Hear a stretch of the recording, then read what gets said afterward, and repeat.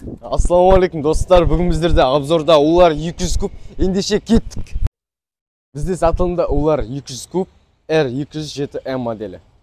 Бұл мотоциклдің бізде ең басты ерекшелігі автозауыттар.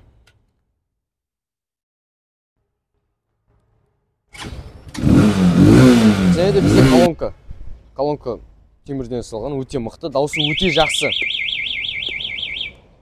Мотоциклдің сигнализациясы бар.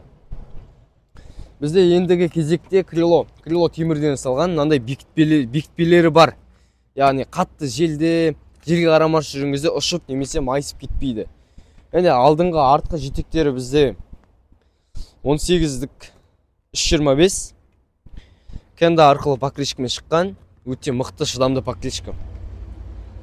Енді бізде моторы 200 кубтық 166 поршын.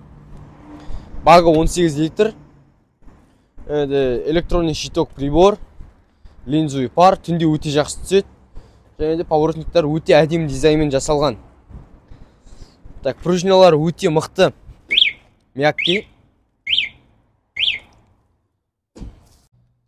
Так, бізде цеп сыртында защитасы бар.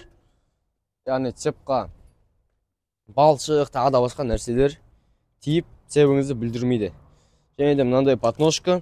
Яғни құлаған кезде майысып қалмас үшін бұрынғыдай резин емес, бұлай қайтарып қалады.